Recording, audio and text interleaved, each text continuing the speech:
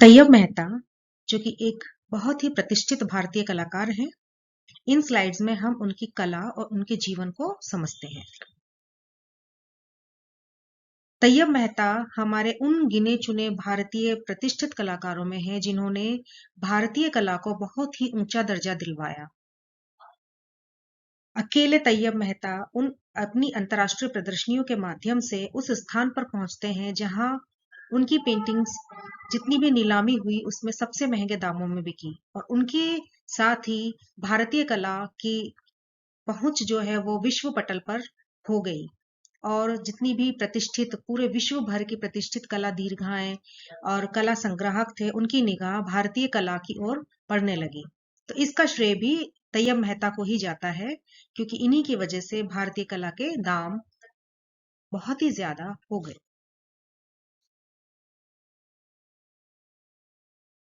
अब हम उनके कला और जीवन के बारे में जानने की कोशिश करते हैं। तैयब मेहता एक जाने माने चित्रकार हैं और वे प्रसिद्ध बॉम्बे प्रोग्रेसिव आर्टिस्ट ग्रुप के सदस्य थे। इस समूह में एफ एन सूजा, रजा, एम एफ हुसैन और इनके साथ ही आरा गायतोंडे आदि भी शामिल थे। और स्वतंत्रता प्राप्ति के बाद जो कि एक बंगाल स्कूल ऑफ आर्ट पहले से चला आ रहा था, तो इन समूह ने, इस प्रोग्रेसिव आर्टिस्ट ग्रुप ने कुछ अलग हटकर करना चाहा और एक नई आधुनिकता को भारतीय कला में पदार्पण करवाया।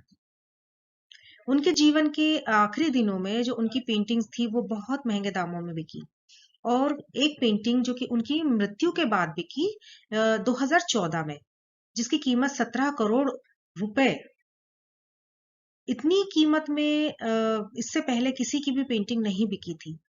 और एक और पेंटिंग थी गर्ल इन लव, जो कि 4.5 करोड़ रुपए में बिकी थी। अब उनके प्रारंभिक जीवन के बारे में जानते हैं। तैयब मेहता का जन्म 26 जुलाई 1925 को गुजरात के खेड़ा जिले में हुआ था, और उनका पालन पोषण जो था वो एक बोहरा समुदाय में हुआ। 1947 में एक ऐसी घटना हुई जहां भारत विभाजन का उन्होंने दंश झेला था, और उसी के दौरान जो दंगे हुए उसमें एक मोहम्मद अली रोड पर एक व्यक्ति को पत्थर से मार दिया गया। बहुत ही मार्मिक घटना थी। इस घटना के बाद जो उनके मन में दर्द पैदा हुआ वो उनकी कई पेंटिंग्स में दिखाई देता है। और तैयब मेहता ने प्रारंभ में तो कुछ समय तक मुंबई के ही एक नामी स्टूडियो जो कि फेमस स्टूडियोज था उसमें एक लैब एडिटर के रूप में काम किए। बाद में उन्होंने मुंबई के जेजे स्कूल ऑफ आर्ट में दाखिला लिया, और 1952 में यहीं से डिप्लोमा लेके वे बाहर आए और फिर पैक ग्रुप के सदस्य बन गए, और यही वो ग्रुप था जो पश्चिमी आधुनिकतावादी शैली से प्रभावित था। अब उनके करियर की बात करें तो 1959 में तैयब लंदन चले गए और 1964 में वहीं रहकर काम किया। 1968 में उन्हें जॉन डी रॉकफेलर फेलोशिप मिली और वे न्यूयॉर्क चले गए।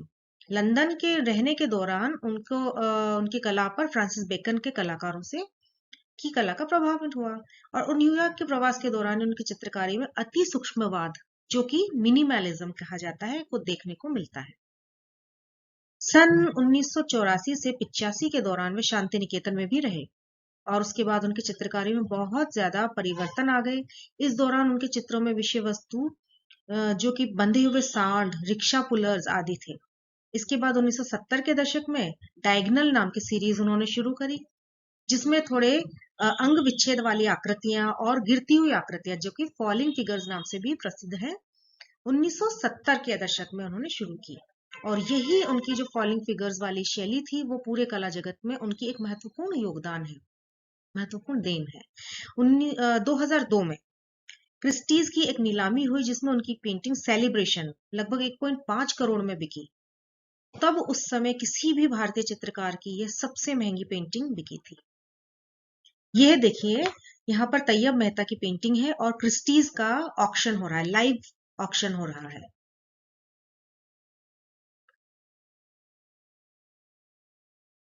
सन 2005 में भारतीय कला दीर्घा है एक सैफ्रन आर्ट नाम से, जो कि ऑनलाइन नीलामी करती है। तो उनकी एक पेंटिंग जो थी काली नाम की, वो 26.4 करोड़ में बिकी। और इस पेंटिंग के बारे में अगर मैं बताऊं तो यह अब्राहम अल्काजी, जो कि भारत के दिग्गज थिएटरिस्ट हैं और उनका एक कला का निजी संग्रह भी है। तो काली नाम की जो पेंटिंग तैयब मेहता की है वो उनके निजी संग्रह से ही आई, और 1989 में ये पेंटिंग बनी थी। और ये पेंटिंग 26.4 करोड़ में बिकी, तो ये एक विश्व रिकॉर्ड बन गया था, क्योंकि इससे पहले इतने महंगे दामों में और कोई पेंटिंग बिकी नहीं थी। तो इस तरीके से इस पेंटिंग के बारे में बात करें तो इसमें मानवीय मन की दुविधा, अच्छाई और बुराई की लड़ाई और सृजन विकास का अंतर्द्वंद, ये सब इस पेंटिंग में बहुत बखूबी झलकता है। सेफ्रन आर्ट कंपनी ने जब इसकी नीलामी आयोजित करी तो उन्होंने इसके खरीदार का नाम उजागर नहीं किया था। इस तरीके से भारतीय कला के लिए ये एक महत्वपूर्ण उपलब्धि रही थी। उसके बाद जून 2008 में क्रिस्टीज ने एक नीलामी की और उसमें उनकी एक पेंटिंग 20 लाख अमेरिकी डॉलर की बिकी। फिर तो लगातार उनकी पेंटिंग्स बिकती रही। 2005 में उनकी एक पेंटिंग जेस्चर नाम की 3.1 करोड़ में बिकी, और वो भारतीय रंजित मलकानी ने खरीदी। उस समय ये किसी भी भारतीय द्वारा किसी भी भारतीय समकालीन कला के नमूने को खरीदने के लिए सबसे ज्यादा रकम थी। तैयब मेहता पहले ऐसे भारतीय समकालीन चित्रकार थे जिनकी पेंटिंग 10 लाख डॉलर या उससे अधिक कीमत पर बेची गई। अच्छा, ये ऐसा समय था जिसके बाद पूरी दुनिया के कला प्रशंसक भारतीय कला और चित्रकारी में गहरी दिलचस्पी लेने लगे थे। तो इस तरीके से जब भी तैयब मेहता के चित्रों की बात होती है तो हमेशा उनके चित्रों की नीलामी का जिक्र जरूर होता है, क्योंकि इतने महंगे दामों में और किसी कलाकार की पेंटिंग कभी बिकी नहीं। तैयब मेहता के करीबी लोग कहते हैं कि वे अपनी कला के प्रति इतने समर्पित थे कि पूर्ण रूप से जब तक संतुष्ट नहीं हो जाते थे तब तक अपनी पेंटिंग को किसी भी कला दीर्घा में नहीं भेजते थे। उनके अंदर की यही सृजनात्मकता की जिद थी जिसकी खातिर उन्होंने कई कैनवस तक नष्ट कर दिए। वे मानते थे कि किसी भी कला को सार्वजनिक होने से पहले कलाकार को यह सुनिश्चित कर लेना चाहिए कि उसमें कोई खोट तो नहीं रह गया है।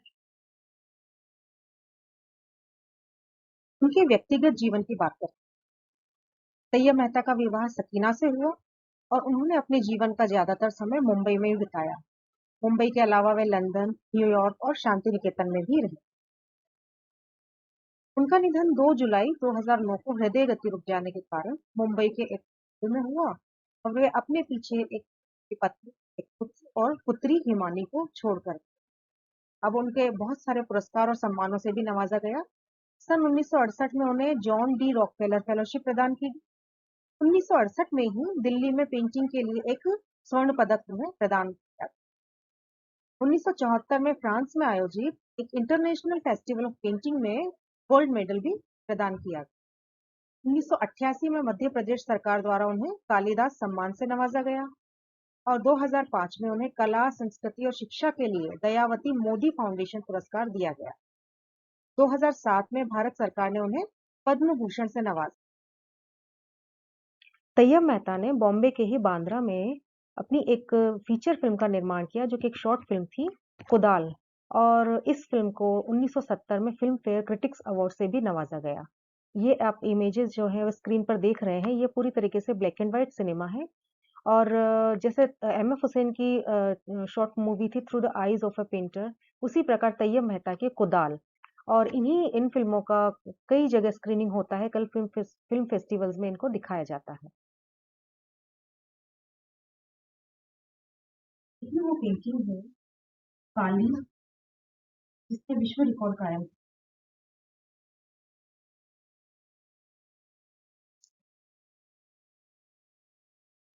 ये सारी उनकी फॉलिंग फिगर नाम की एक जो सीरीज उन्होंने बनाई उसके बारे में ये सारी इमेजेस हैं। इसमें बंधे हुए शरीर, रिक्शा खींचने वाले, गिरते हुए आदमी, इस तरह की श्रृंखलाओं के चित्र हैं। ये आकृतियां उनके कैनवस पर बार बार प्रकट होती रहती हैं। 1970 में मेहता बदलते हुए रंगों, आकारों और आयामों को दृढ़ विकीर्ण करके एक साथ कैनवास पर आकृतियों को दो भागों में विभक्त करके चित्रित करने लगे थे। इस तरीके से उनका स्पेस डिवीजन भी उनकी एक विशेषता बन गया था। उनकी कृतियों में फेनिल रंग अदृश्य होने लगे और सपाट रंगों के क्षेत्र प्रकट होने लगे। वे कैनवस पर आकृतियों के अंगों को अलग अलग विभाजित करके चित्रित करते थे। इनसे विभिन्न रंगों में रंगे शरीरों के हिस्से का आभास मात्र होता था। ये भी उन्हीं श्रृंखलाओं में से उनके चित्र हैं।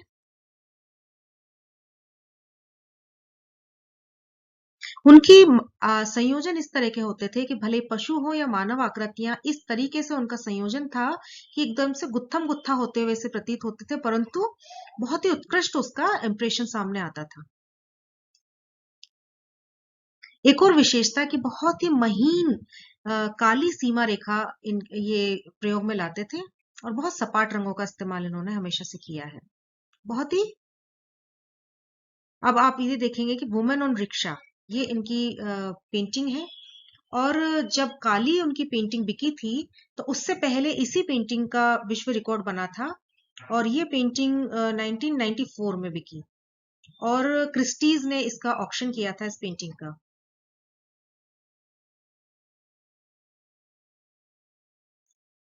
इसी का रिकॉर्ड उनकी काली नाम की पेंटिंग ने तोड़ा। यह रिक्शा सीरीज की ही और पेंटिंग्स हैं।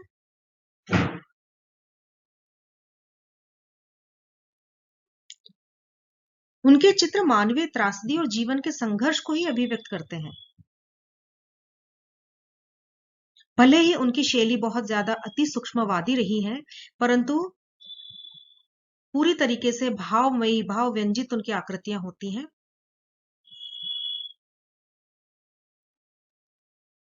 यह रिक्शे सीरीज का ही चित्र है जिसमें एक महिला आराम कर रही है। महिषासुर मर्दिनी नाम की एक पेंटिंग, ये भी बहुत महंगे दामों में सुथबीज के ऑक्शन द्वारा बिकी थी और लगभग 29 लाख डॉलर की ये पेंटिंग बिकी है।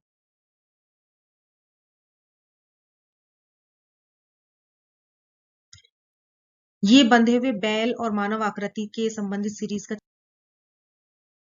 इस प्रकार संयम महत्व कह सकते हैं कि उनके चित्रों द्वारा जो नाम कमाया वह भारतीय चित्रकारों में शीर्ष स्थान प्राप्त करता है और उनका स्थान अब तक कोई और चित्रकार नहीं ले सका है।